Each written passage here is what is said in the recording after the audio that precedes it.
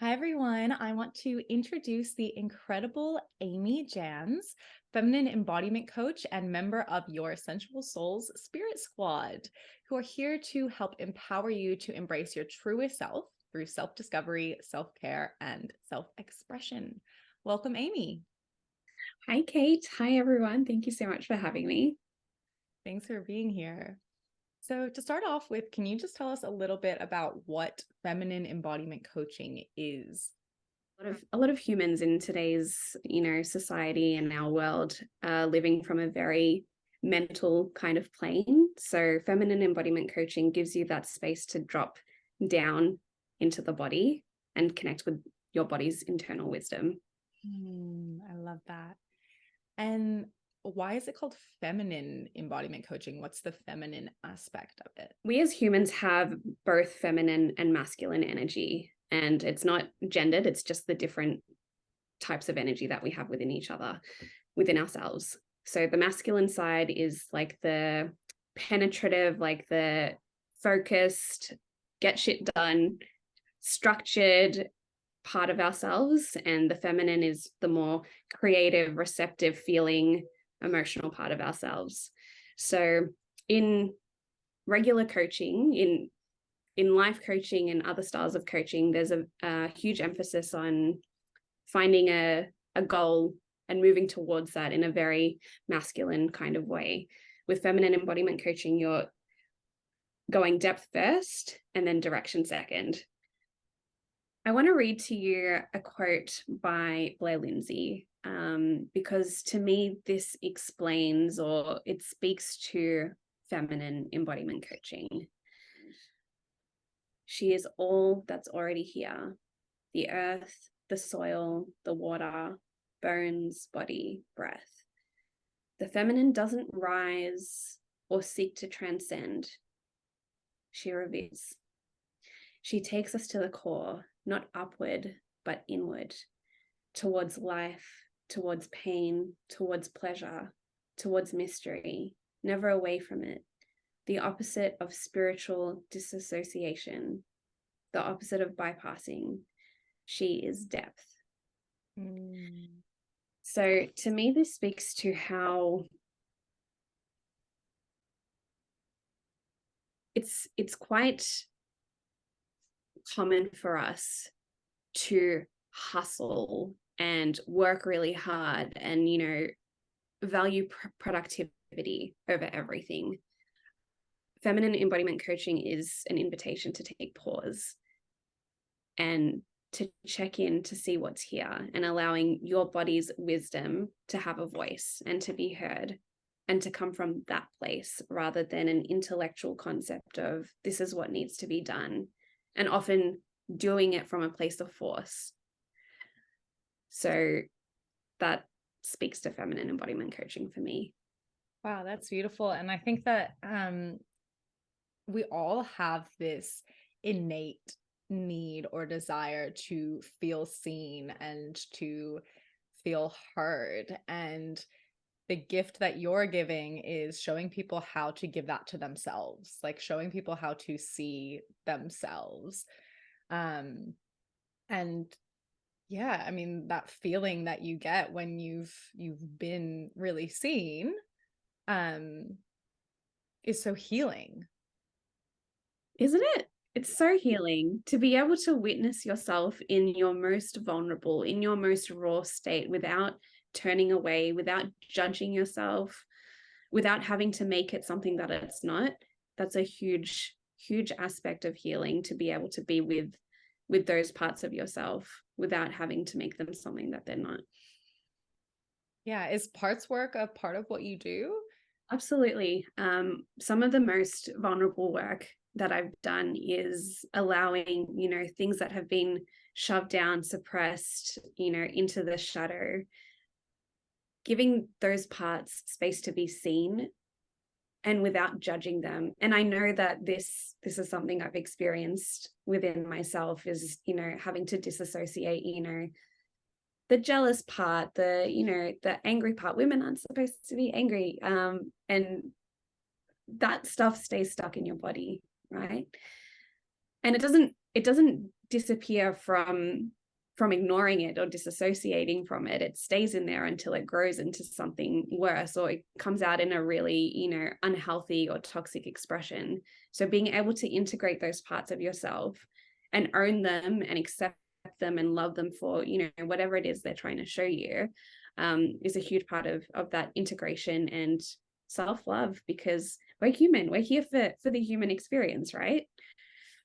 Absolutely. And we can't really be fully seen or fully accepted if there are parts of ourselves that we're hiding away. And I feel like this is where a lot of loneliness in this world comes from, is that we feel that there are parts of ourselves that we can't show to others, and therefore we can never get fully accepted or even be fully accepted by ourselves if there are things that we're hiding from ourselves or parts of ourselves that we're keeping separate.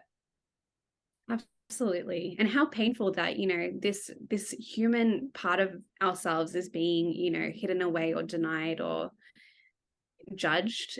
It creates, it creates disconnection within yourself if you can't love and accept those parts. It takes me back to that quote about healing is becoming whole, and bringing all of those parts of you home and bringing them all into the light. Beautiful. What called you to work with feminine embodiment coaching? Was it something that you particularly experienced on your own healing journey, or how did we get here? How did we get here? So prepare for my life story. I started personal development when I was about 18, 19 years old, and I was very much into developing my intuition, sixth sensory training, meditating. That kind of trajectory is where I kind of started.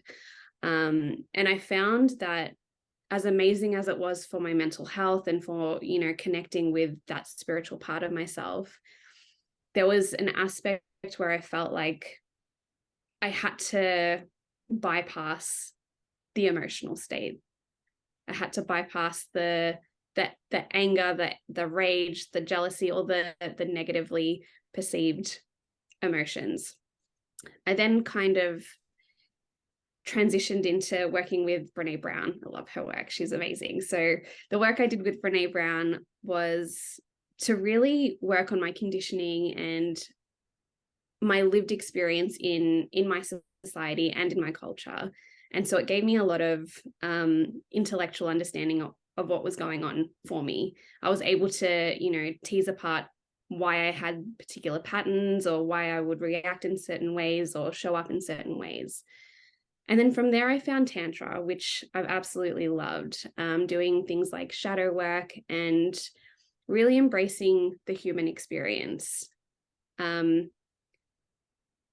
led me to embodiment coaching because I have amazing skills in intellectualizing things. I know how to self-analyze. I'm really, really, really good at it. And I feel like, if I can intellectualize about something, then it's done.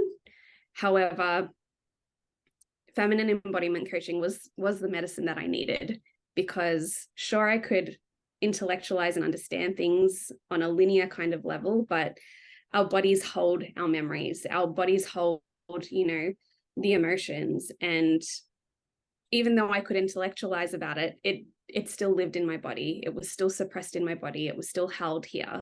So there was no freedom. There was no liberation from that. So feminine embodiment coaching has allowed me to feel into those stuck pieces of tension or those memories that I've held on to, and given them a bit of space to thaw out and to breathe and to be moved through to completion, so they don't have that kind of hold on me anymore. And it's allowed me to, set better boundaries and listen to my body and honor myself a lot more. Wow, that's really beautiful. Thank you for sharing a little bit about your journey.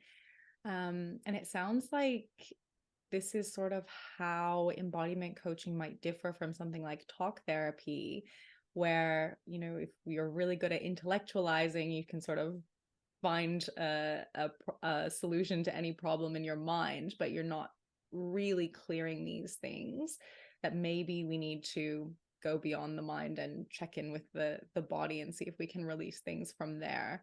Is that sort of accurate about how this differs from talk therapy? Yeah, absolutely. I absolutely adore talk therapy. I've done it for years, and I think it's amazing to have, you know, an outside perspective, like helping you kind of organize your thoughts and, perhaps reflected back to you in a way that makes sense and is organized in a certain way. But that mental understanding is only part of the picture because, yeah, as you said, those experiences are still held within your body and within your being. So, Amy, you're a trauma-informed practitioner. Can you speak a little bit about what that means? Absolutely.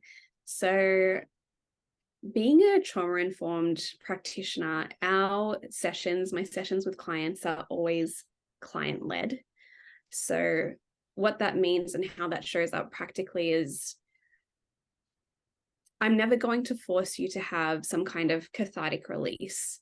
Sure, it might happen, but we're always going to respect your limits and go at your body's pace. And your body's not going to reveal anything it's not ready to process or feel or move through.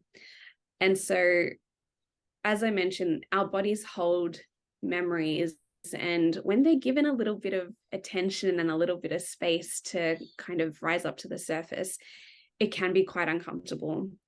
So I have skills to be able to meet you where you're at and follow your lead so as to not re-traumatize you or to, give yourself the space that you feel ready to experience whatever is here to be revealed. That's incredible. And it sounds like in doing that, you're really creating a sense of safety for your clients in those sessions. Is there anything else that you sort of do to help them feel safe when they come for a session with you? So when we begin the session, we always take a moment to perhaps do a drop-in meditation just to allow ourselves to land in the space and orient to the space that we're in and kind of set the container for what we're about to work with. Feminine embodiment coaching can bring up some deep-seated, heavy things that have been stored for a long time. So we want to create a really safe space and sense of containment around that. And I guess to create a sense of safety, as I said, I will meet you where you're at. And I might nudge a little bit in case it seems like something that, you could dive a little deeper in. But when heavy things come up, you're more than welcome to stay at the edge or find the right distance that feels safe and comfortable for you.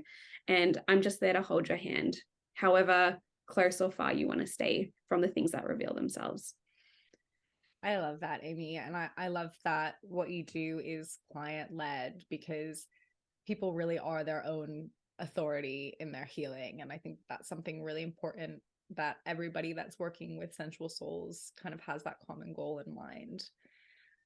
So you said that you start off a session with some grounding. What sort of happens next? Yeah, so after we do some grounding, oftentimes people will come with a specific something that's charged or something that's got some, weight to it for that day, for that week, for that month. So we might tease that out a little bit, write down, what's the feeling state now? What's the feeling state we're moving towards?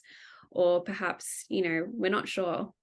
We don't have anything specific. So we just kind of work towards, some kind of goal or something to orient towards for the session. Oftentimes, most of the time, the coaching part of the session is done with eyes closed. And there might be invitation for movement. If there's something that needs to be like shaken out or stomped out, or, just like perhaps a really subtle, gentle movement. So we spend most of the session in that kind of space where I'll just gently offer you questions, invitations, and you can share what comes up for you. And then towards the end of the session, we'll just kind of wrap up. We'll check in with your body, what feels like the best way to integrate what you've learned or what's come up for you in a way that feels aligned. I'm not going to give you a whole heap of homework and tasks to do that don't feel aligned or doable for you. So you will be able to self-source your integration as well. And yeah, that's usually how the format of a session would run with me. So you mentioned that clients often come to you with something that's particularly charged for them that they want to work with. What kinds of things might that be? What kinds of goals or challenges do clients usually present with? Yeah, so they're often packaged in very different ways, but one of the common themes would be around setting boundaries and holding boundaries, and people pleasing is a big one. The thing about boundaries is that there's this common belief that you can, have an idea of what you want to do, and you can set the boundary, but not know how it feels somatically to hold it.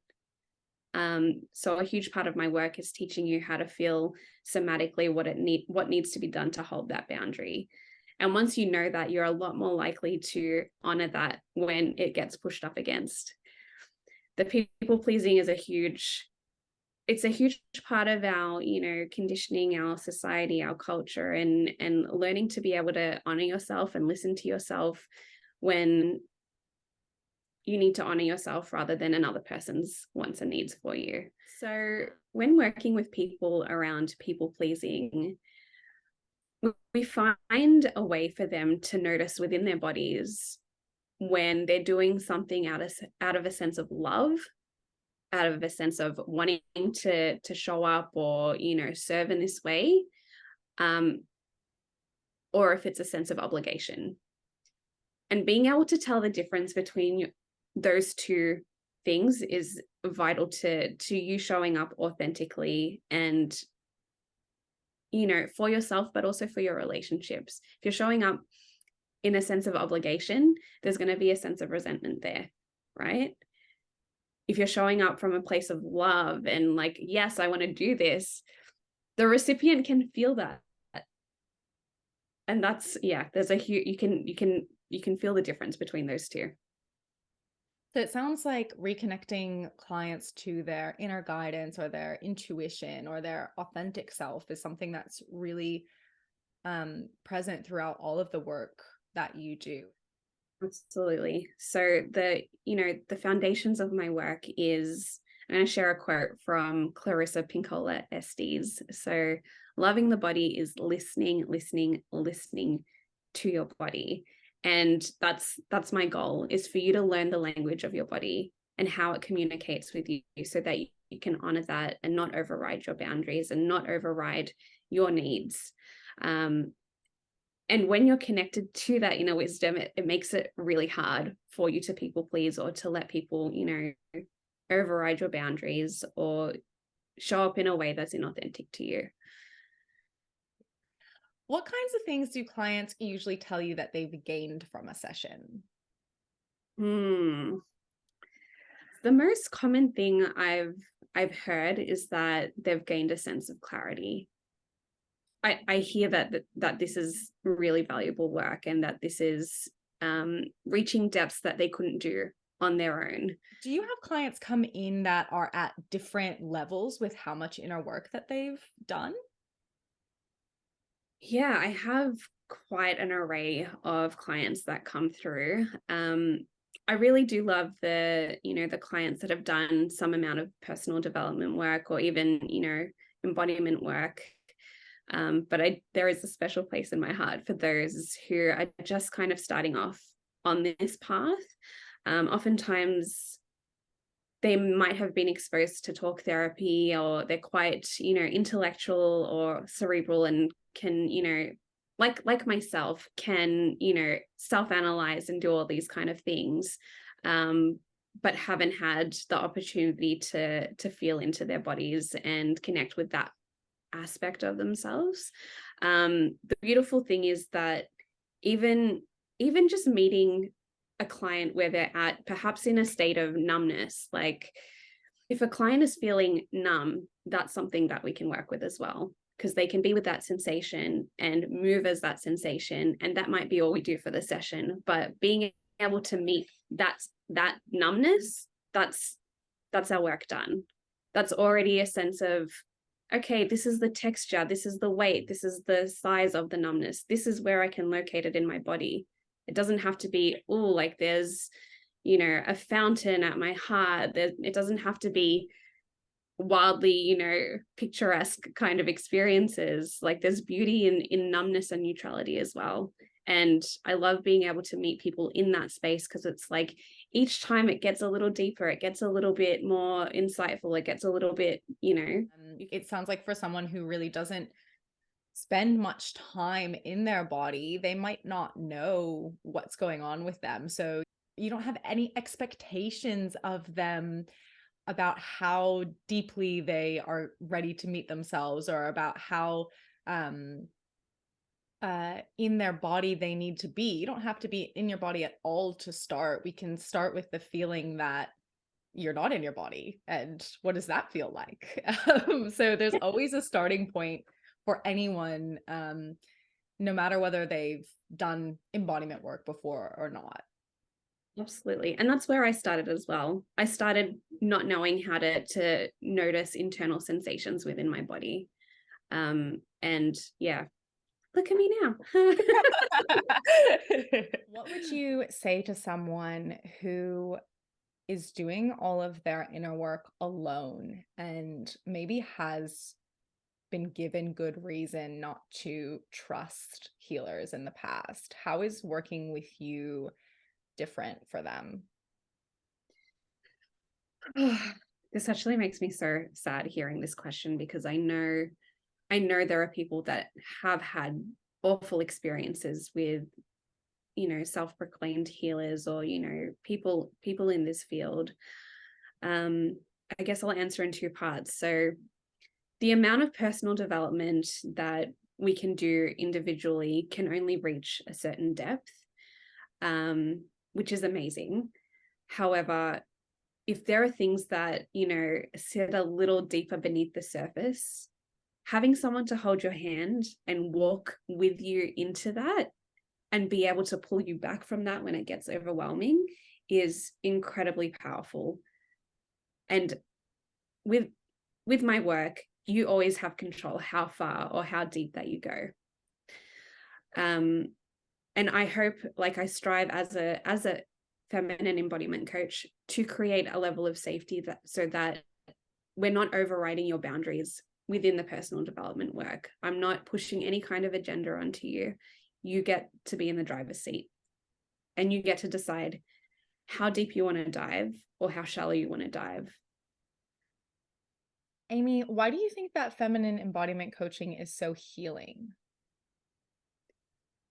I feel like it's so healing because there's never any need to go into the story. Like, sure, you can tell the story, but we're working with the internal senses. We're working with your body, with the sensations. If I've had a really awful experience, I don't need to go and replay that experience. I can just be with the sensations or the emotions that were brought up. And I can dive in as deep or as shallow as I want to. I feel like it's so healing because our body is our vessel, right? This is the vessel that we have for our spirit to live, for our, you know, for all of this, you know, to function from.